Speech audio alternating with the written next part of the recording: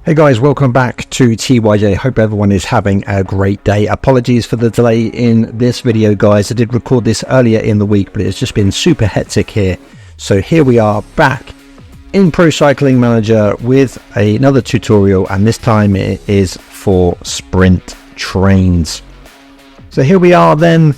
We're with Little Trek and we're sorting out our sprint train here, guys. Now this tactic, what I'm looking to do is ensure that my best 4 sprinters are of course towards the back of the train, and then the first 4 guys in the train are actually going to be more adapt towards being better on the flats. So already I know by looking at my team, Jonathan Milan is going to be the man. He is going to be my best sprinter on the day. Tielens is going to be ahead of him, and likely Kirsch, probably Stuyven will be in there as well. We're just getting this sorted out. So as we move through here, I'm just looking at the statistics. Who's got a good race day stat as well? We'll probably put Mosca towards the front. We'll probably need to move Thibaut Nice up there in just a moment as well. Skelmosa can move up there. And we are going to move Nice up there in a second. I'm just trying to look at the stats just to try and ensure we've probably got the best coordination here. But yes, this is going to be the basis of this tactic, guys. 4 good guys on the flats towards the front, and then your 4 sprinters. So you can see here, Milan, Tielens, Stuyven and Kirsch, they're our sprinters. And then Squidgens, Skelmose, Thibaut Nice and Mosca, they are going to be our relay guys towards the front of this train. Right, now that I've done that, what we want to do is we want to bring everyone together in terms of effort cursor. So I'm going to push everybody up to 99, and then what we're going to do is reform that train once again. So everyone's preset on 99, so when they're called upon to do their job, they're already at the max effort I need them to be. And then what we'll do is we'll move Mosca back down to around about 85.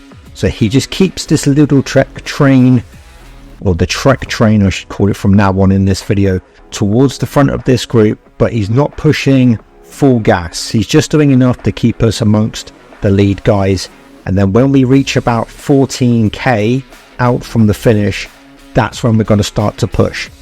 I say 14k because the idea here is that each of your relay guys, each of those first 4 guys, should be pushing at around about 2.5 kilometers each. That leaves 4 kilometers for each of the 4 sprinters to do their job. So you can see here we get under 14 kilometers. Mosca now goes full gas. This Trek train launches out like a spear from the tip of this peloton. There are guys pushing up on the right side here, but I'm not too worried about those. They pretty much quickly just sit right up. And as Mosca starts to lose the last bit of his attack here, we are going to switch over to Thibaut Nice, and we're going to then put him on his relay, and he is then going to keep this Trek train at the front of this group. And we're going to keep on pushing. Mosca drops off to the left side then, hopefully causing a little bit of disturbance to perhaps some riders looking to push up on that side. And now we need to keep an eye on the effort of Thibaut Nice, and then of course get ready for Skelmose to take over from him. So Thibaut Nice starting to burn. Now we're down towards 9 kilometers out from the finish here. It's all going pretty well so far, but we are going to have to get Skelmose ready here. His energy gel just kicks in at the perfect time. You can see once again we click on the relay tab. This is the key to this tactic, guys. So Skelmose now takes over. Thibaut Nice drops off to the left side to the barrier there, and this Trek train just keeps on trekking. Skelmose, his energy going down pretty fast here. Now Squidgens is going to have to take over here as Skelmose burns himself out. Again, we flick over to relay. Squidgens is going to take over here. Skelmose moves to the right this side again, hopefully causing a little bit of disturbance to riders behind as he drops off. And we are going to get Kirsch, Stuyven, Tielens and Jonathan Milan ready with their gels as we start to approach the finish now with just 6 kilometers to go. Squidgens here his energy going down pretty quickly, and we are getting some other riders push up on this right side, but again, they're burning energy. We don't care about them. We're just focused on our train. Scourgeon's now going down, and he is going down faster than I would like, so I am adapting here on the fly, and we've got to use Kirsch as an extra relay man. We're about 700 meters faster than we wanted to be, so we've got to use Kirsch as an extra relay man instead of a sprint.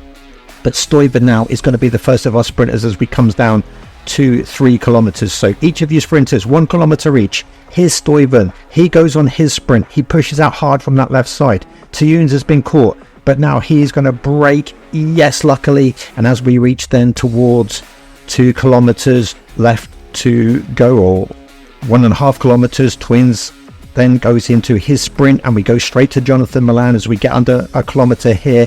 And yes, we click on his sprint, and Jonathan Milan pushes through. Is he going to beat Wout van Aert to the line on the right side? Yes, he is. Jonathan Milan gets the win for us here at the Tour de France. Guys, this is a tactic I've been using quite a lot in sort of recent weeks and months, and you can see here it works again.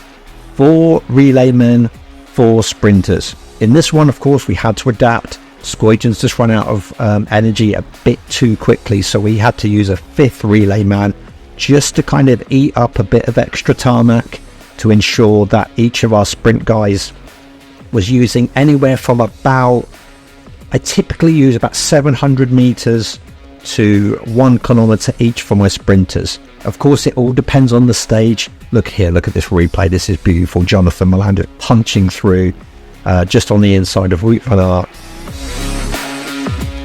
Look at that, beautiful. But yeah, it all depends, of course, on the stage as well. If you've got a downhill stage, you can afford to start your sprints a little bit earlier. Of course, if it's an uphill finish on the sprint, of course, you need to start your sprint a little bit later to ensure you're saving enough energy to cross the line as quickly as you can and as best as you can. But I hope this gives you a little bit of an insight into my tactic, guys. 4 relay men, 4 sprinters, and then of course starting at around about 14 kilometers from the finish. Guys, I hope you enjoyed this one. I hope this brings you some success in your races on Pro Cycling Manager 2024. Like, comment, subscribe. Please do subscribe to the channel. We want to reach that 1,000 followers pretty soon, and with your help we can make that happen. Enjoy the rest of your weekend, and I'll see you in the next one. Get out of here.